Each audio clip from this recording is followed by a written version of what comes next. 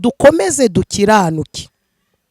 Turacakeneye byinshi ku Mana, dukwiye guha agaciro iby'Imana yakoze, hanyuma tukabifata akaba ari byo twifashisha tukanezeza Imana. Hari abantu benshi Imana igirira neza, aho gufata ineza y'Imana ngo ariyo bifashisha banezeza Imana, ahubwo bagafata ineza y'Imana bakayisuzuguza Imana. Ahubwo ibyo yaguhaye irashaka ko ari byo uzendaye wifashisha ugakorera Imana. Ntabwo izakubaza ibyo utatunze, ahubwo izakubaza ibyo watunze, mbese wabikoresheje neza nk'uko Imana ishaka. Yesu ashimwe. Nshimiye Imana impaye uyu mwanya kugira ngo tuganire ijambo ryayo yandikishije mu gitabo cyayo cyitwa Bibiliya. Nitwa Vestine Nyirapasika, ndi umubyeyi ufite umugabo n'abana 4, hanyuma ku izina ry'umwana nitwa Mama Baraka. Ndakijijwe, nkora umurimo w'Imana w'ivugabutumwa. Nejejwe no kuba Imana impaye umwanya kugira ngo tuganire, hanyuma mureke tubanze dusenge Imana. Mana, turagushimiye ise umwami wacu Yesu Kristo, wowe ufite kubaho kwa none n'ukwejo hazaza, wowe ufite itangiro ry'umuntu ukagira n'iherezo. Turagushimiye, tugushimiye buryo ko wakomeje kubana natwe, waturinde ahagaragara n'ahatagaragara. Nushirwe hejuru umubyeyi. Hamwe n'ibyo rero tugiye kuganira ijambo ryawe. Ndakwinginze ngo iri jambo rihindure imitima ya benshi bagiye kuryumva, kandi iri jambo rizatubera impamba n'urwego byo kutugeza ku gakiza kawe. Nirukanye imbaraga zirwanya ijambo ryawe, mburijemo gukora kose k'umwanzi. Ngwino iri jambo uriherekeresha imirimo n'ibitangaza, abagiye kuryakira ribahindure, kandi gukora kw'Imana kubabeho rwose. Nirukanye imbaraga zose za Satani, nirukanye gukora kose k'umwanzi. Imana niziyobora ijambo irigeze kuco yashatse kurituma mu izina rya Yesu. Amen. Nejejwe rero no kongera kuganira namwe ijambo Imana ishize ku mutima. Abankurikiye bose mbasabiye umugisha, kandi iri jambo ndifuza ko ryabohora ababoshe, rikasenya ibyo twe tudashoboye gusenya, rigakora ibyo ngewe ntashobora gukora. Ni muri urwo rwego nafunguye channel, nshaka kwamamaza ijambo ry'Imana. Nshaka kugira ngo abantu bose bajye bagenda bumva ijambo ry'Imana, abari muri iki gihugu cyacu cy'u Rwanda ndetse ku isi yose. Iri jambo rizagire uruhari runini cyane mu mitima y'abazaba baryumvise. Reka dusome iri jambo. Turasanga mu gitabo cy'Itangiriro, turasoma ibice 22, hanyuma turasoma ku murongo wa 22. Ibice 22 umurongo wa 12 aravuze ngo, aramubwira ati ntukoze ukuboko kuri uwo muhungu, ntugire icyo umutwara, kuko ubumenye yuko wubaha Imana, kuko utanyimye umwana wawe w'ikinege. Muvuge ngo amen. Iri jambo tugiye kuganira rifite insanganyamatsiko igira iti, mureke dukomeze dukiranuke, kuko umugambi w'Imana uracyakomeje. Dukomeze dukiranuke, umugambi w'Imana uracyakomeje. Shuti bakundwa bene data, umugambi w'Imana uruta cyane aho umuntu avuka. Umugambi w'Imana ntukangwa n'ibyo twanyuzemo. Umugambi w'Imana aho uhuriye nawo uhindura amateka yawe utitaye aho ukomoka. Imana ishimwe. Izi ni inkuru z'umugabo witwa Aburahamu, sekuruza w'abizera. Ndagira ngo mbabwire ko umuntu wese uzakora ibikomeye, Imana imucisha ahantu hakomeye. Uyu mugabo witwa Aburahamu, iyo ukurikiranye inkuru ze, Imana amucishije ahantu hakomeye. Ariko ndagira ngo mbabwire ko ibikomeye bidakuraho icyo Imana yavuze, ahubwo ibikomeye bikomeza umugenzi kugira ngo Imana izamukoreshe icyo yashatse kumukoresha. Uyu mugabo yahuye n'ikigeragezo cyo kwitwa ingumba, kandi yaravuganye n'Imana ko azaba sekuruza w'amahanga, ariko arwana intambara, arageragezwa ariko arihangana. Nyuma yo kugeragezwa no kwihangana kwe ahabwa umwana w'umuhungu witwa Isaka. Mu gihe amaze guhabwa Isaka, Imana yacu rero ikurikirana umukiranutsi kandi ibishaka ko adahindurwa n'ibihe, ibishaka ko ibisubizo bitaduhindura. Imana ibishaka ko dushobora kujera ibisubizo aho kugira ngo ibisubizo bitujere. Umunsi umwe rero Imana avuga ati ariko reka ndebe ko uriya mugabo Aburahamu akizirikana ineza yanjye. Niko natwe Imana iza kudusura, niko nawe Imana iza kugusura ikaza kureba ibyo yaguhaye. Nshuti bene data, nubwo abantu benshi bavuga ngo hari ibyo itari yakora, ariko burya n'uyu mwuka duhumeka, izi ngingo dufite ni ukuberayo. Radraye kuba uryama ugasinzira, kuba batakwanura izuba rivuye ryinshi, kuba imvura itagwa ngo bakwanure, burya nawo ni umugambi, ni ineza y'Imana. Mureke tuje duhora tuzirikana ineza y'Imana. Umunsi umwe Imana ngwiza kumusura igambire kugira ngo irebe ko uko yayubahaga atarasubizwa ko ariko akomeje kuyubaha. Iyi ntego y'ijambo iravuze ngo dukomeze dukiranuke. Turacakeneye byinshi ku Mana, dukwiye guha agaciro iby'Imana yakoze, hanyuma tukabifata akaba ari byo twifashisha tukanezeza Imana. Hari abantu benshi Imana igirira neza, aho gufata ineza y'Imana ngo ariyo bifashisha banezeza Imana, ahubwo bagafata ineza y'Imana bakayisuzuguza Imana. Imana rero umunsi umwe ngo isura uyu mugabo iraza iramubwira ngo wewe Aburahamu, uracyankunda? Aburahamu ati turi inshuti rwose. Uracyakomeje kunyuba? Aburahamu ati wakuvaho yajya he handi?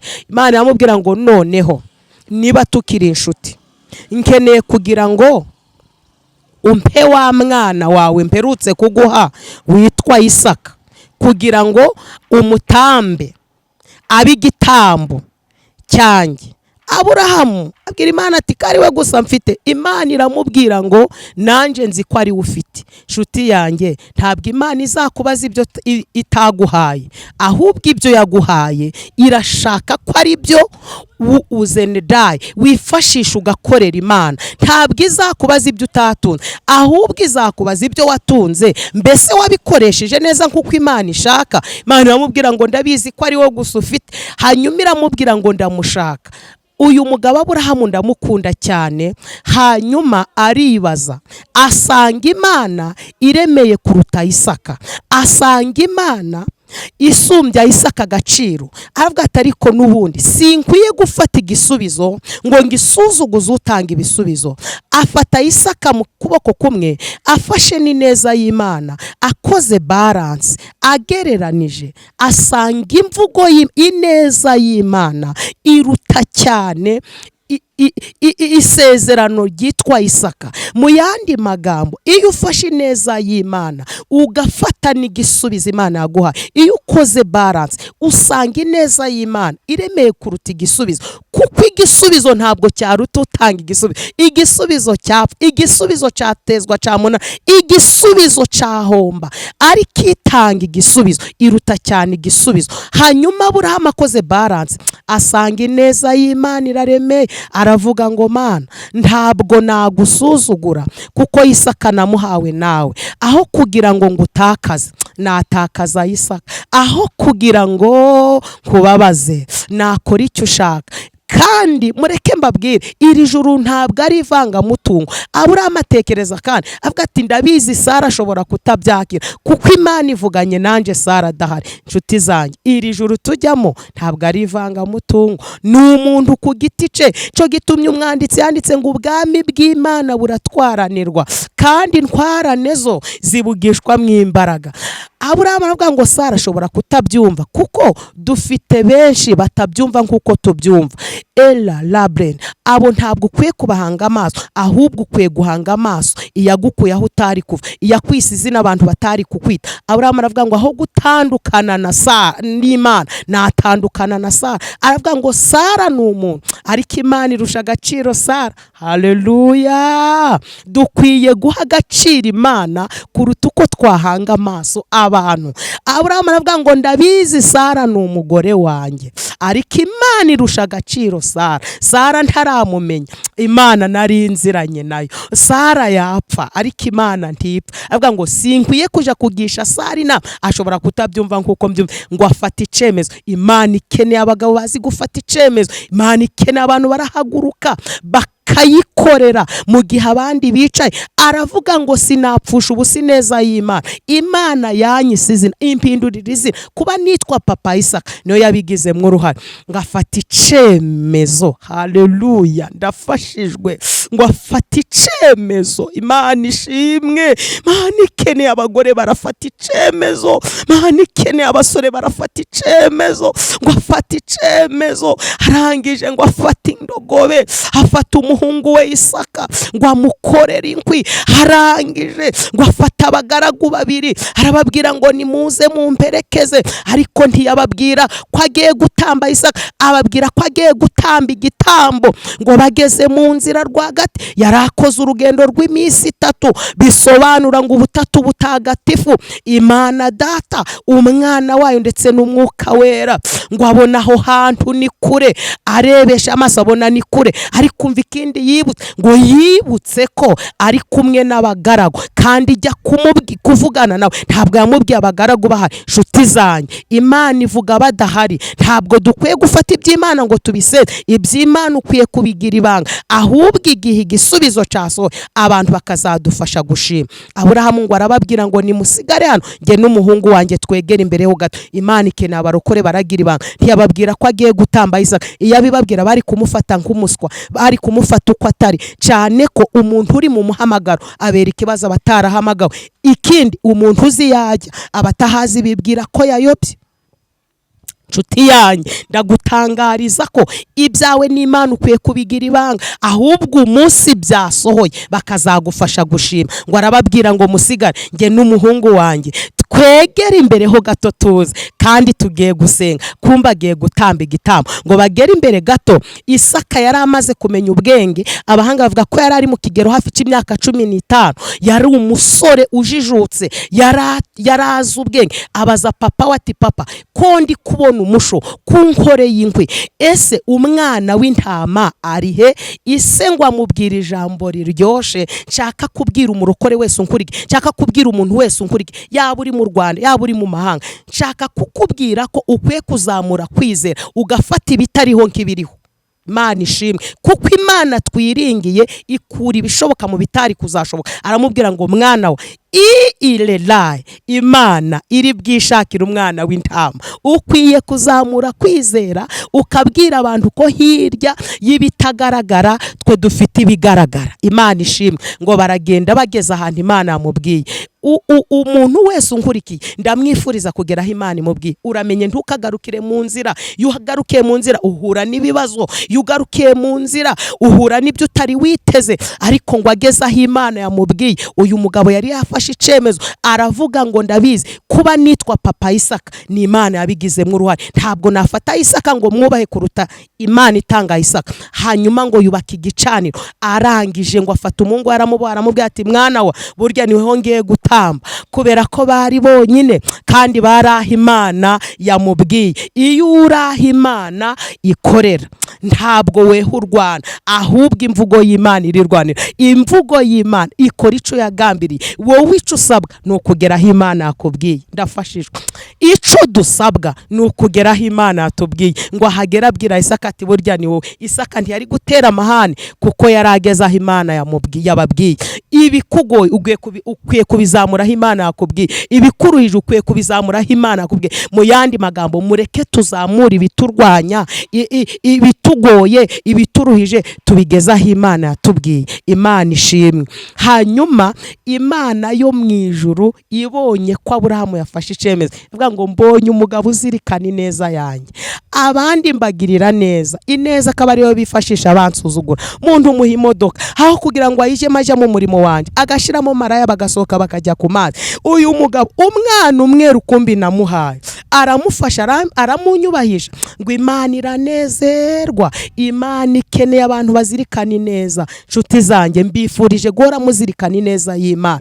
Elobed rise, iyo uzirikanye ineza y'Imana, Imana irongera ikaguha, kuko ibiri kubona ufite imbaraga zo kujera ibyiza yagukoreye. Imana ihita ibwira marayika iti marayi, mbonye umugabo uzi kuzirikana, ndanezerewe, mbonye umugabo umaze umubabaro. Abandi mbagira abatwara sibo no kurepeta ntibabibonera umwanya, abandi mbagira abakora defense no guterana ku cyumweru ntibabishobore. Mbonye umugabo ukizirikana ineza yanjye.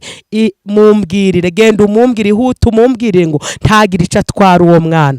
Burya ibyacu ni ukugeraho Imana ishaka. Iyo uhageze yishakira igitambo, iyo uhageze ibitariho ibihindura kubaho. Imana yacu ni Imana yacu bwite, ifata ibitariho ikabihindura kubaho. Ni Imana y'abariho ikaba n'Imana batagaragara, ni Imana y'ibigaragara n'ibitagaragara. Nico catumye ibwira Yeremiya ngo Yeremi, njyewe nakumenye ntarakureba, icyo usabwa ni ukuzamuka ukageraho Imana ikorera. Ndafashijwe. Hanyuma ngo Imana ibwira marayika ngo ihute umumbwire ngo ntagira icyo atwara uwo mwana.